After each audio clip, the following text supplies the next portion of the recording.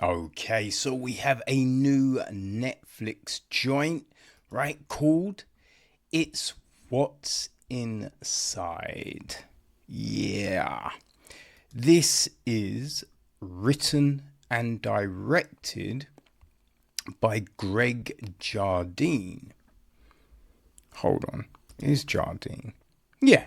The film is produced by Kate Andrews, Jason Bourne, Raul Domingo,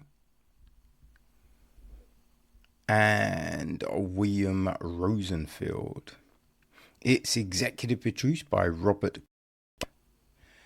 Yulf Eck, Coleman Domingo, and co-executive produced by Michael Hodgin and Darren Challenger. Andrew Hewitt took care of the music. Kevin Fletcher was on cinematography. Greg Jardin also edits. Sydney Shercliffe and Mary Verneau took care of the casting. Terry Watson is production design. Art direction, we have Carl Lefebvre.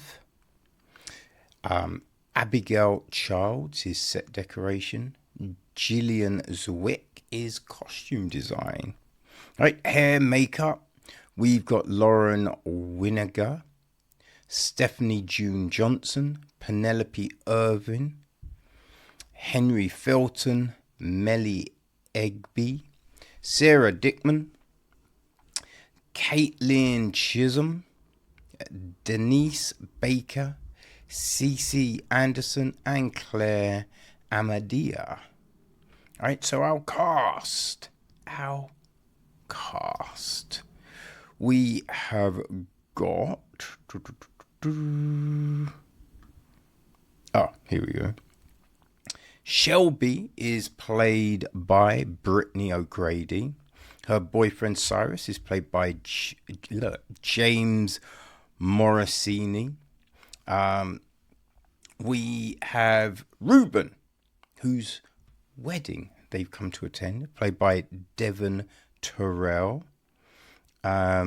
His bride, Sophia, is played by Ali Nodley, though we don't really see her.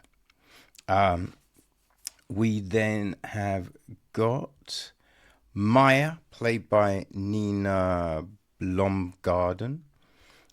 We've got Brooke, played by Reina Hardesty.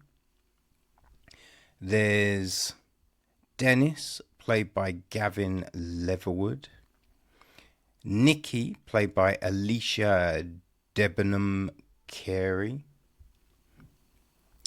Who else? Forbes, played by David Thompson. His sister Beatrice, played by Madison Davenport. There is the driver, played by Dana Michelin. We have got the county deputy, played by Myhralazila Allah. And the state trooper is played by Francisco Diego Garcia.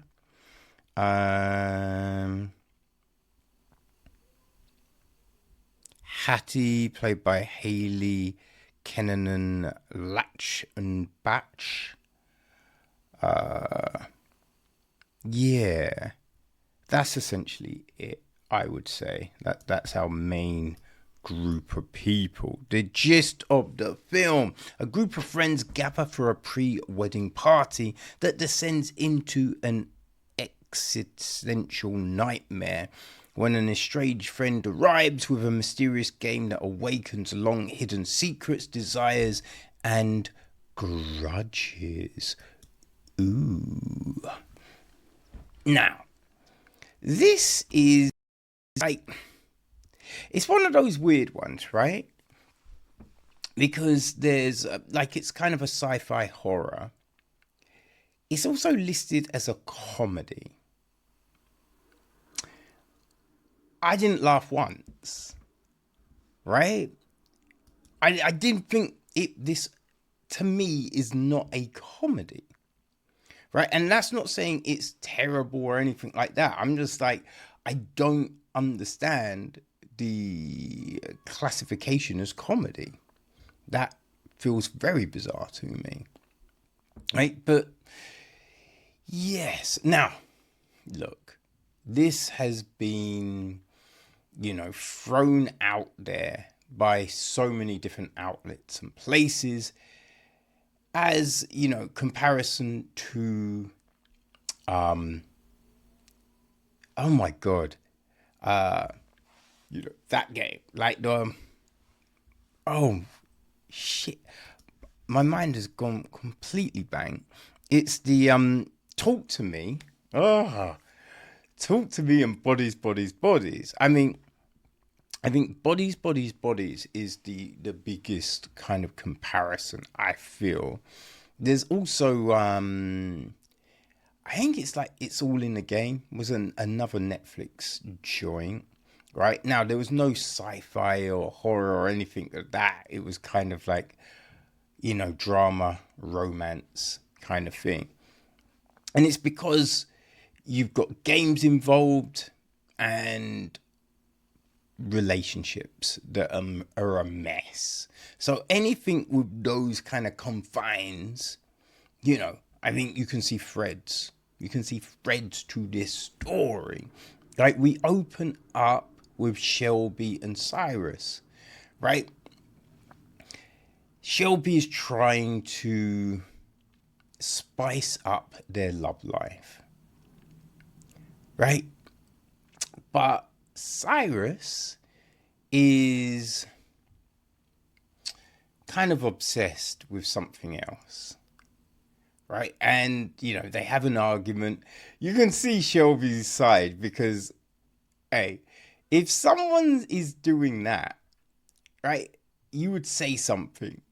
You would get into the role play of the situation. He does not. So that's all a mess. And then we have them going to the party. They're still kind of arguing. Then they get there, right? And then everyone's meeting and all of this jazz. Now, I think what we have is, like, at times the friends things works. At other times it feels a bit awkward. Like, it doesn't, you're not seeing what you're meant to be seeing. And when I say that, I mean, right, this is meant to be a group of friends, but then there's all this dysfunction. But not with all of them, right? Essentially, it's with one person, though.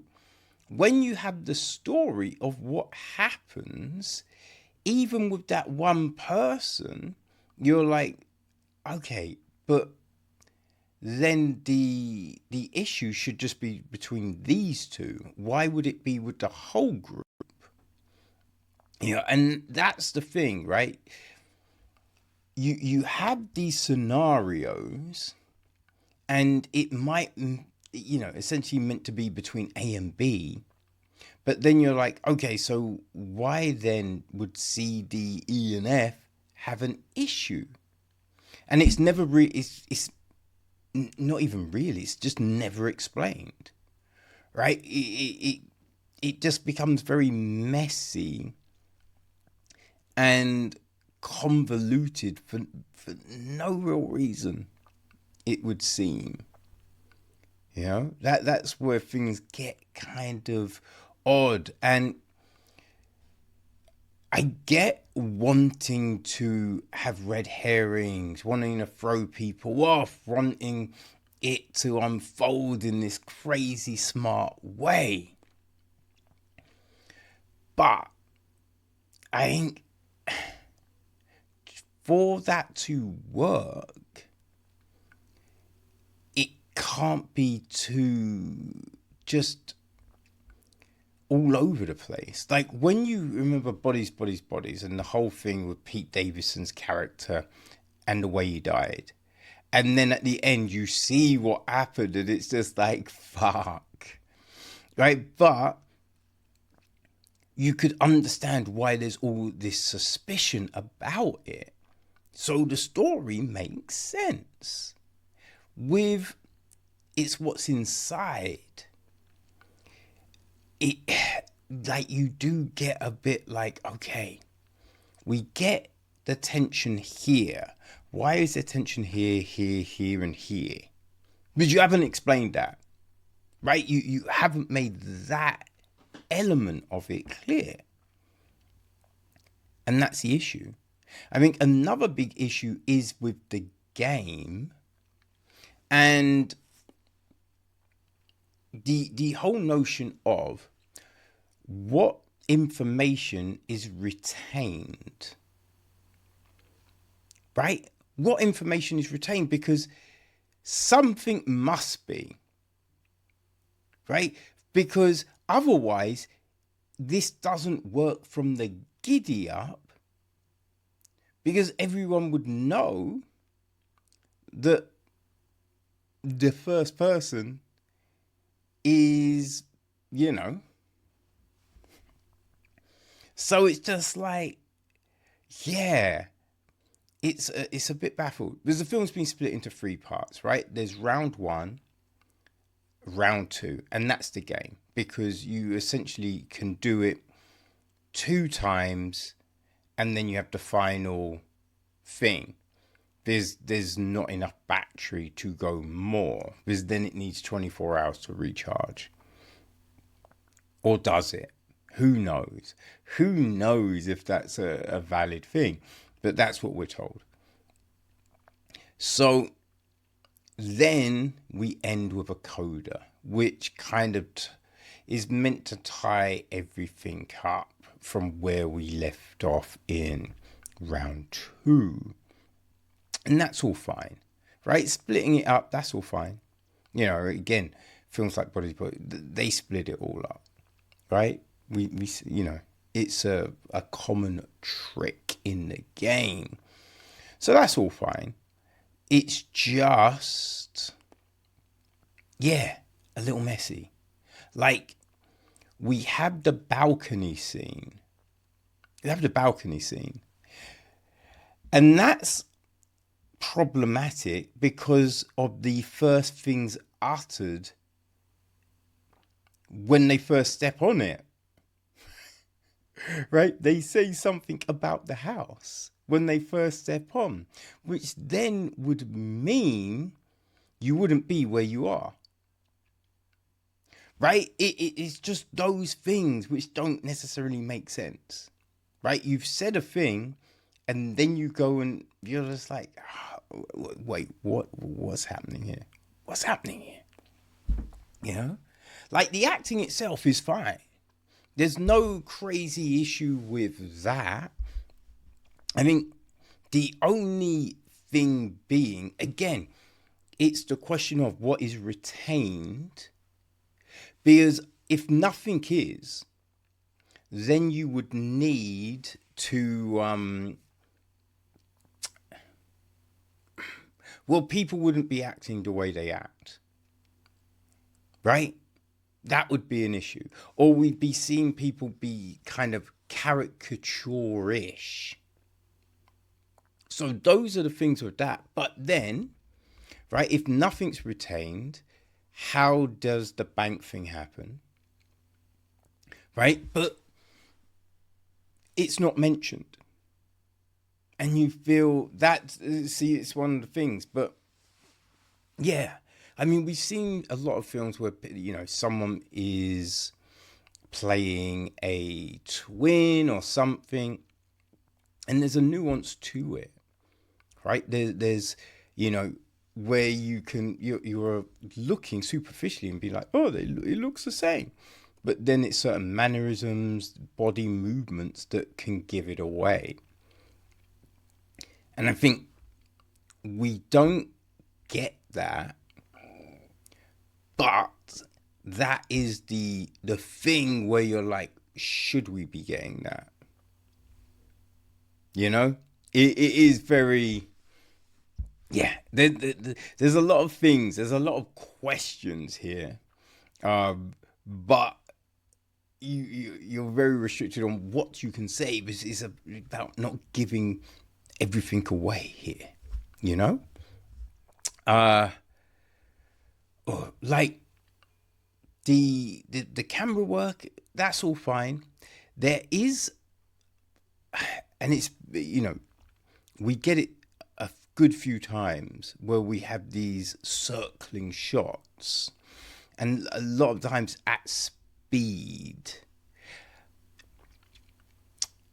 For the most part, I didn't really feel all of those were needed. Sometimes you can be like, all right, I get the choice. Did we need to go as fast? You know? But everything else, you know, it works, right? It brings you into the action and all of that kind of thing. So yeah, like all of those elements are fine. Like production wise, it's fine. It's just a story that is a little problematic, a little convoluted, you know? But this is a Netflix joint. Right, so yeah, if you've got Netflix, maybe you want to check it out. If you enjoyed Talk to Me, Bodies, Bodies, Bodies, you know, as I say, look, I don't think this is as good, but you might want to check it. It is the featured, it is, oh my days, it is the featured directorial debut for Greg Jardin, and I think we do see a lot of competent work here. So it will be interesting to see what he does next. You know, the fact he got a Netflix joint out the gate is pretty big for him. So yeah, it's curious to see what Greg does next. But yes, it's What's Inside.